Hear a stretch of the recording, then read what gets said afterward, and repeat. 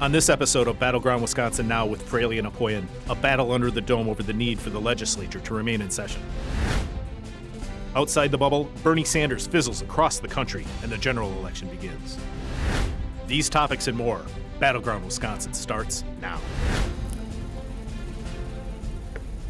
Welcome to Battleground Wisconsin Now with Fraley and Opoien. I'm Jessie Opoien, opinion editor of the Cap Times, and my co-host is Brian Fraley, president of Edge Messaging. Hey, Brian. Hello, Jessie. How are you? I'm doing great. How are you? I'm good. Look, the landscape has changed across the nation and the state in just the last week. It's just incredible. Let's get right to it. We'll start under the dome. Governor Evers wants the legislature to come back to address flooding. What's going on? Yeah, well, we're heading into spring, and we look back to about this time last year in 2019, and we did have a state of emergency with the floods throughout the state. And so the governor is asking the legislature to come in and work on some mitigation efforts and try to prepare, as we are starting to see, I think, some warnings of minor flooding potentially coming this weekend and the weeks to come.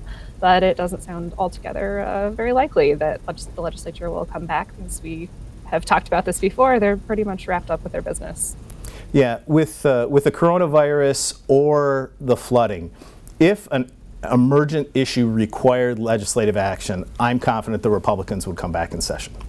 I hope so. Yeah. For the flooding, the good news is the Joint Finance Committee has huge latitude to reallocate previously approved monies to address many of the things that the governor has called on. What I see here is kind of the governor putting out a marker.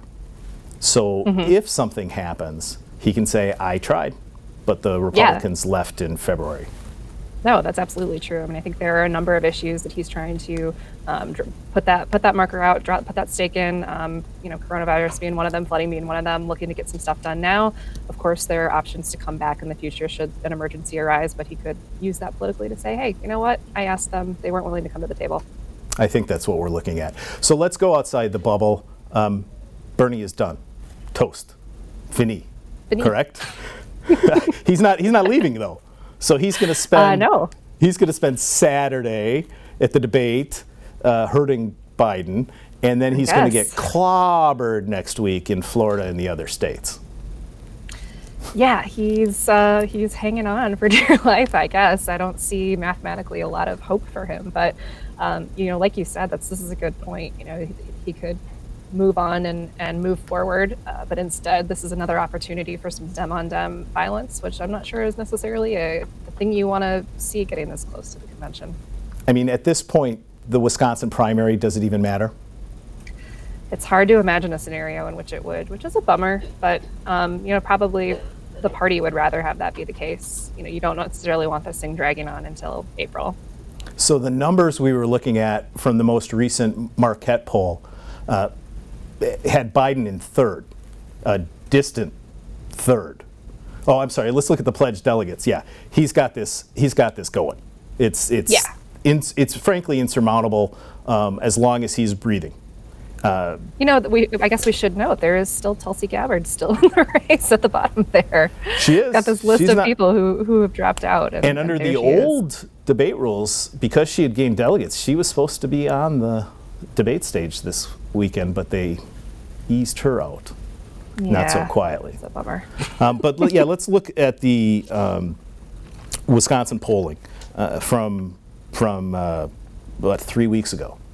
Yeah. Go back to the previous. 3 weeks ago, Biden, third place, and this is a poll that we agree is kind of the gold standard. People really. This is the Marquette poll. Absolutely. But now, let's look at the PP poll. There might be some issues with that, but this is this good week. Enough. Yep. Yeah. Does that match what you're feeling? I think it was incredibly helpful, to get that group of candidates dropping out and coalescing behind Biden. I don't know that it even necessarily makes a huge difference what Elizabeth Warren does at this point, because like we've talked about before, her supporters would be probably inclined to break in both directions. I don't know that they would go to one candidate or the other. So yeah, I mean, this is kind of how it's feeling. It's feeling like Democrats are solidifying around Joe Biden. The thing is, you are still going to have a lot of diehard hold out Bernie Sanders supporters, and I don't know if that means that they won't come around to the Dem nominee at the end of the day if it's not him, which again it looks like it won't be, or if it's a kind of repeat of that Bernie or bust phenomenon, or if you have some people who are kind of willing to say, hey, the most important thing for Democrats is to beat Donald Trump, even if we have to unite behind Joe Biden to do it. Bernie Sanders has hired a state director in Wisconsin. I have not heard anything about any infrastructure from Joe Biden yet, so also interested in seeing how that may change and how sentiments may change when that Biden campaign gets a little bit more active here. It's fascinating, and that's what we saw across the country is Sanders' support among the youth and the polling young voters didn't translate at the polls. They didn't come up. They didn't come out at any higher numbers than they have in previous elections.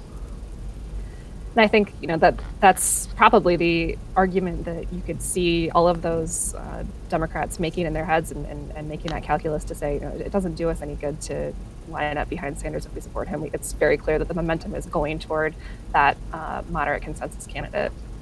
Now, you brought up a fascinating point about the Biden operation here. Everyone agrees Wisconsin is going to be a key battleground in the general election.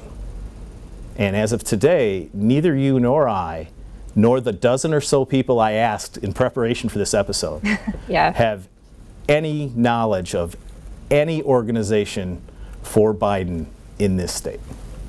Have not heard a thing. What we do know about is that Bloomberg apparatus that continues to exist, which will be there in theory for whoever the nominee is. And of course, Bloomberg endorsed Biden, so that's a helpful start. But the Warren campaign was, besides Bloomberg, probably the most active one here in Wisconsin. And we don't know where those staff are going, if they're going to continue to work here in state, if they're waiting to see what happens next, or if we're going to see this start to ramp up. But obviously, there are other states to worry about before our primary gets here, and certainly other states to worry about before the general gets here. But it's a little surprising to me that we aren't seeing a little bit more action on the ground. A half dozen states, and Biden has nobody in one of them. I bet you it's more than just one. Okay, now's the time in the show where we say, what do you watch out for? What are you looking forward to? Jessie, what's in your horizon? I know I said coronavirus last time, but I think it's really hard to knock that off the list. It's still up there. Just earlier today, the governor declared a state of emergency, which, doesn't necessarily change a lot in the way that we do our business, but we're seeing a lot of bigger events getting canceled. I think the Capitol stopped doing tours. Department of Tourism has postponed its conference. Obviously, sporting events are getting canceled, but how does this continue to affect government operations, and how does this continue to affect the economy is what I'm watching for. It'll be fascinating to watch. Also fascinating to watch, the Elections Commission pinpointed 43 felony vote fraud cases in 19 counties across the state.